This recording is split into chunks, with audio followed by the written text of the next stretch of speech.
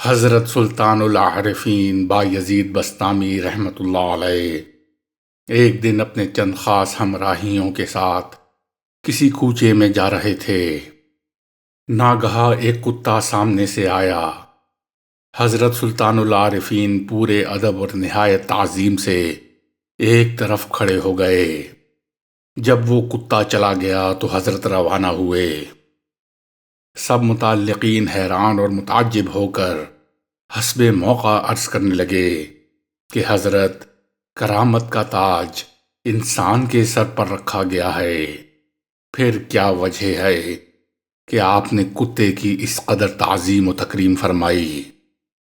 حضرت بایزید رحمۃ اللہ علیہ نے فرمایا کہ یہ کتا زبان حال سے کہہ رہا ہے: اے بایزید، تو نے میثاق کے روز کون سی نیکی کی ہے کہ تجھے اس لباس اور تعیین میں پیدا کیا، اور میں نے ایسی کون سی بدی کی ہے کہ مجھے اس شکل میں بنایا گیا؟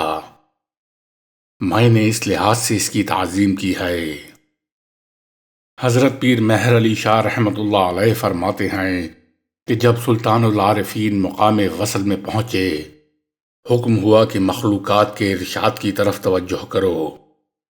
حضرت کو اس سخن سے فراق کی بو آئی، یعنی توجہ الی الخلق کو توجہ الی الخلق کے مغایر سمجھ کر نعرہ لگایا اور بے ہوش ہو گئے۔ اللہ تعالیٰ نے ملائکہ کو فرمایا: میرے بندے کو واپس لاؤ، کیونکہ وہ میرے فراق کو برداشت نہیں کر سکتا۔ اس کے بعد حضرت مہر علی شاہ صاحب نے فرمایا کہ خدا کے ایسے شعر بھی ہیں کہ معرفت کے دریا نوش کر چکے ہیں اور اب تک آروغ یعنی ڈکار بھی نہیں لیا۔ ایک مرتبہ حضرت مہر علی شاہ صاحب رحمۃ اللہ علیہ فصوص الحکم کے سبق میں زبان حق ترجمان سے یوں ارشاد فرمایا کہ وجود کے دو سلسلے ہیں، بطون اور ظہور۔ اول عبارت ہے عیان ثابتہ سے، اور ثانی عبارت ہے عیان خارجیہ سے۔ عیان ثابتہ دونوں قسم کا جعل نہیں ہے، کیونکہ جعل بسیط عبارت ہے عدم کے خروج سے وجود کی طرف، اور عیان ثابتہ اپنے اصلی عدم پر ہیں۔ چنانچہ مشہور مقولہ ہے کہ عیان نے وجود کی بو بھی نہیں سونگھی۔ جعل مؤلف عبارت ہے اتصاف ماہیت سے وجود کے ساتھ۔ عیان ثابتہ اثر فیض اقدس اور صفات جبریہ سے ہیں۔ عیان خارجہ کی خلقت میں چار اطوار ہیں: آدم خاک سے، حوا آدم سے، اور اس کو صورت انبعاثی کہتے ہیں۔ عیسیٰ علیہ السلام ماں سے بغیر باپ کے، باقی افراد انسانی ماں باپ سے۔ جیسا کہ عالم اجسام میں دوامر یعنی زوجین کے اجتماع سے حاصل ہوتا ہے، اسی طرح عالم مجردات میں دوامر کے اجتماع سے تیسرا وجود ظہور میں آتا ہے۔ چنانچہ لوح و قلم کے اجتماع و ازدواج سے ایک فرزند اور ایک دختر ظہور میں آتے ہیں۔ فرزند سے مراد طبیعت کلیہ ہے اور دختر سے مراد ہبہ ہے۔ علی الحاظ القیاس طبیعت کلیہ و ہبہ کے اجتماع سے جسم کلی یعنی عرش عظیم پیدا ہوا۔ حرکت کی صورت مثل العلاج کے ہے، جو کہ عالم اجسام میں ہوا کرتی ہے۔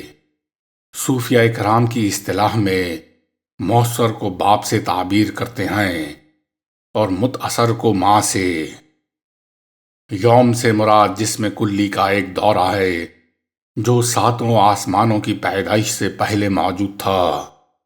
لیل و نہار سے مراد یہی جسم کلی کا ایک دورہ ہے، مگر آدھا کرنے کے بعد، کیونکہ اس کی تجدید ساتوں آسمانوں کی خلقت کے وقت سورج سے ظاہر ہوئی۔ اس بیان سے واضح ہوا کہ یوم کا وجود لیل و نہار کے وجود سے پہلے تھا۔ چونکہ علماء ظاہر اس حقیقت سے بے خبر ہیں، اس واسطے کہ یوم کے لفظ سے یہ سمجھتے ہیں کہ ساتوں آسمان کی خلقت 6 یوم میں بامقدار ایام دنیا کی گئی، کیونکہ اب تک وہاں لیل و نہار کا وجود نہ تھا۔ انہیں یہ معلوم ہی نہیں کہ یوم سے مراد لیل و نہار نہیں، بلکہ یوم فلک الاعلیٰ کے ایک دورہ سے عبارت ہے، اور نیز یہ کہ ہر آسمان کے لیے ایک زمین ہے۔ آسمان اول کے لیے زمین اول، آسمان دوم کے لیے زمین دوم، اسی طرح باقی اشیاء کی خلقت ہے۔ خلاصہ یہ کہ عالم سفلی بتمام ہی عالم علوی کا عکس و نمود ہے، اور عالم علوی حق سبحانہ تعالی کا ذل۔ اسی طرح پیر مہر علی شاہ صاحب نے فرمایا کہ والدین سے مراد عالم علوی و سفلی ہے، اور شکر سے مراد یہ ہے کہ ہر دو کا حق ادا کیا جائے، یعنی ان سب احکام و آثار اپنے سے منسوب کر کے حق کی طرف منسوب کیے جائیں۔ حضرت پیر مہر علی شاہ صاحب رحمۃ اللہ علیہ فرماتے ہیں، ہفتے مادر سے مراد 4 عناصر اور موالید ثلاثہ ہیں، مجموعہ 7 ہوئے۔ نا پدر سے مراد 9 آسمان ہیں۔ غرض یہ کہ کل عالم علوی و سفلی انسانی وجود میں ہے، اور یہ کہ اشخاص 3 قسم کے ہیں: اہل سماع کہ جس سے کوئی بات سنی تسلیم کر لی، اہل شہادت کہ اپنی آنکھوں سے معائنہ کرتے ہیں، اہل قلب کہ جو کچھ دیکھتے ہیں پھر اپنے وجود میں محقق پاتے ہیں۔ حاصل یہ کہ صوفی 2 قسم کے ہیں: متخلق باخلاق اللہ اور متحقق باخلاق اللہ، اور حضرت شیخ دوسری قسم کے تھے، کیونکہ وہ احیاء و اماتت و تبدل اشکال وغیرہ پر قادر تھے، لیکن لحاظ غلبہ مقام عبودیت ان امور کی طرف التفات نہیں فرمایا۔ ایک مرتبہ آپ نے ایک واقعہ بیان فرمایا کہ حضرت شیخ اکبر رحمۃ اللہ علیہ اور شیخ الشیوخ شہاب الدین سہروردی رحمۃ اللہ علیہم کا کسی بازار میں اتفاقیہ گزر ہوا۔ ہر ایک بزرگوار دوسرے کو دیکھ کر گزر گیا۔ کسی نے حضرت شیخ سے شیخ الشیوخ کے بارے میں استفسار کیا کہ حضرت شیخ الشیوخ کیسے ہیں؟ تو حضرت شیخ نے فرمایا کہ شیخ الشیوخ اتباع سنت میں کامل اور بھرپور مرد ہیں۔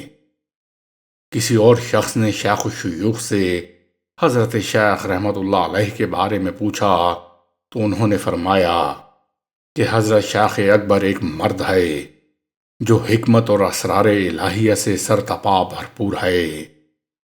شیخ الشیوخ اپنے مریدوں کو حضرت شیخ کی مجلس و صحبت سے منع فرمایا کرتے تھے، اور آخر میں اس کی وجہ یہ بیان فرمائی کیونکہ حضرت شیخ کا کلام نہایت بلند و عمیق ہوتا ہے، اور ہر شخص میں اس کو سمجھنے کی قابلیت نہیں ہوتی، اس لیے عوام الناس کو منع کرتا ہوں۔ حضور انور نے زبان در فشان سے فرمایا کہ حضرت شیخ کی خبر وفات حسرت آیات پر شیخ الشیوخ نے نہایت رنج و علم ظاہر کیا۔ حضرت مہر علی شاہ صاحب نے مزید فرمایا کہ ایک شخص ہر روز 10 بار حضرت شیخ پر لعنت کیا کرتا تھا۔ حضرت شیخ نے جب اس کے مرنے کی خبر سنی تو اس کے جنازے پر تشریف لے گئے اور 70,000 بار نفی و اثبات کا ذکر کر کے اس کے لیے دعائے مغفرت فرمائی، کیونکہ وہ شخص ان کے حق میں گرفتار تھا۔